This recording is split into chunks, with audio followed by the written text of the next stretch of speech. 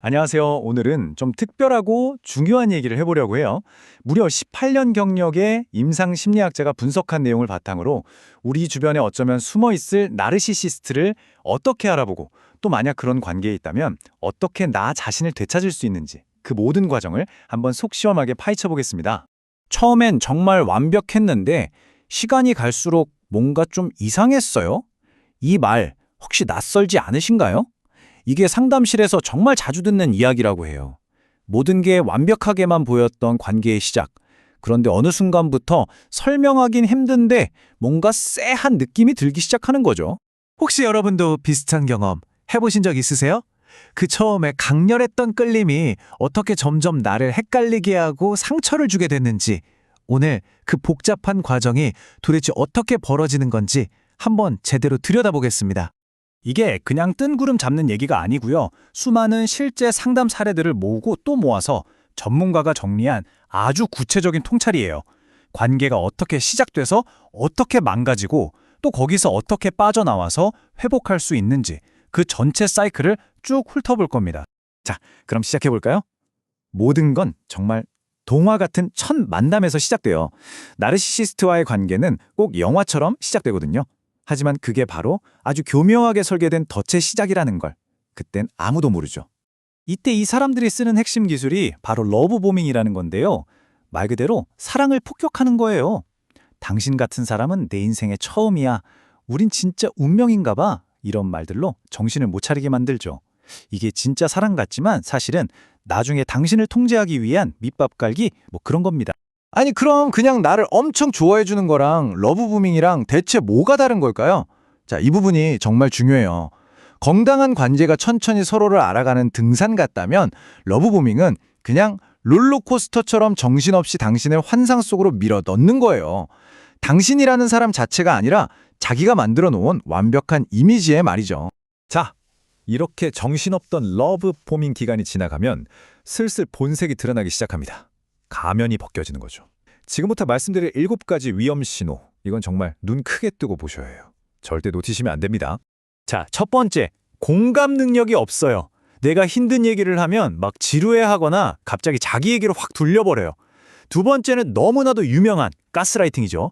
네가 너무 예민한 거 아니야? 난 그런 말 한 적 없는데? 이러면서 사람을 이상하게 만드는 거예요. 그리고 세 번째, 진짜 어이없는 이중잣대. 내려남불의 끝판왕이라고 보시면 됩니다. 자, 네 번째, 책임 전가. 무슨 일이 터지면 무조건 남 탓, 특히 당신 탓을 하죠. 다섯 번째, 평가절하. 어제까지만 해도 세상 최고라고 하더니 오늘은 막 사소한 걸로 트집 잡으면서 자존감을 갉아먹어요. 여섯 번째는 삼각관계 만들기. 꼭 다른 사람, 뭐 전 애인 같은 사람을 끌어들여서 질투심을 유발하고 당신을 불안하게 만들어요. 마지막 7번째, 바로 피해자 코스프레. 자기가 잘못해놓고도 세상에서 제일 불쌍한 척. 사람 미치게 만들죠. 근데 여기서 중요한 게 있어요. 나르시시스트라고 해서 다 똑같이 내가 최고야 라고 외치고 다니는 건 아니거든요. 크게 3가지 얼굴이 있는데 이걸 알아두셔야 이 사람도? 하고 알아챌 수 있습니다. 자, 표를 한번 볼까요? 먼저 과대형.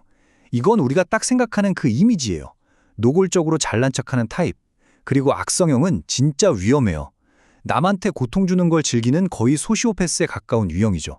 근데 진짜 무서운 건 바로 이 은폐형이에요. 겉으로는 막 소심하고 상처받은 척, 피해자인 척 하는데 이게 알아채기가 제일 어려워서 더 교묘하고 위험할 수 있다는 겁니다. 자, 그럼 이제 이 사람들을 어떻게 구별하는지 알았잖아요. 그럼 이제 뭘 해야 할까요? 바로 나 자신을 지키는 방법을 알아봐야죠. 더 이상 휘둘리지 않을 수 있는 아주 실용적인 생존 도구들을 알려드릴게요. 특히 가스라이팅에 시달리고 있다면 이 3단계는 꼭 기억해 두세요. 첫째, 무조건 기록하세요. 날짜, 시간, 무슨 일이 있었는지. 둘째, 믿을 만한 제3자한테 꼭 확인받으세요. 이거 내가 예민한 거야? 하고요. 객관적인 시각이 필요해요.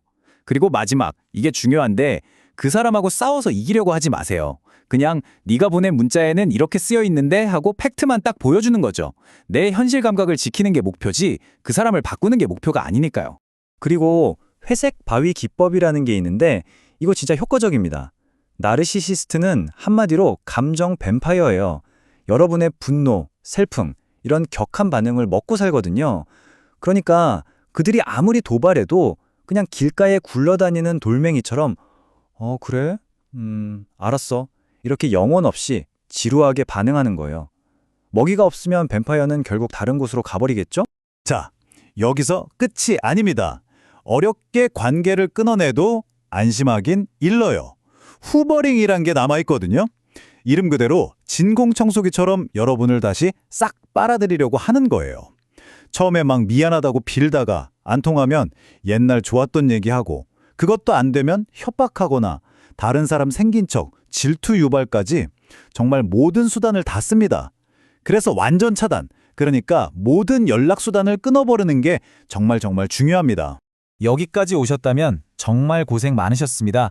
이제 가장 중요하고 또 가장 희망적인 단계로 넘어가 볼게요. 바로 무너진 내 마음을 다시 일으켜 세우고 온전한 내 삶을 되찾는 길입니다. 혹시 내 잘못이었을까? 아마 이 질문을 마음속으로 수백, 수천 번은 되뇌셨을 거예요. 내가 좀 더 잘했더라면? 내가 뭔가 부족해서 그랬던 건 아닐까 하고요. 이 죄책감이 사실 피해자들을 가장 오랫동안 괴롭히는 무서운 족쇄입니다.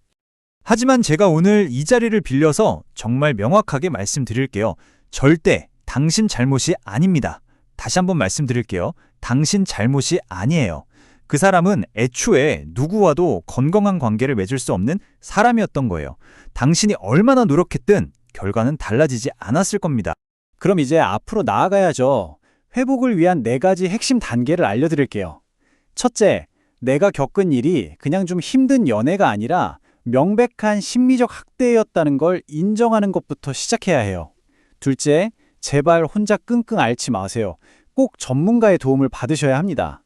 셋째, 그 관계 속에서 잃어버렸던 진짜 나는 뭘 좋아했고 뭘 원했는지 다시 찾아가는 시간이 필요해요. 그리고 마지막으로 내가 왜 유독 이런 사람에게 끌렸을까 하는 내 안의 패턴을 이해하고 그 고리를 끊어내는 거죠. 물론 쉽지 않은 과정일 거예요. 하지만 분명히 해낼 수 있고 완전한 회복도 가능합니다. 마지막으로 이 한마디는 꼭 가슴에 새겨주셨으면 좋겠습니다. 그 관계에서 벗어난 건 도망치는 게 아니에요. 실패한 것도 아니고요. 그건 나 자신을 지켜낸 세상에서 가장 위대한 용기였습니다. 기억하세요. 당신은 건강하고 안정적인 사랑을 받을 자격이 충분하고도 남는 정말 소중한 사람입니다.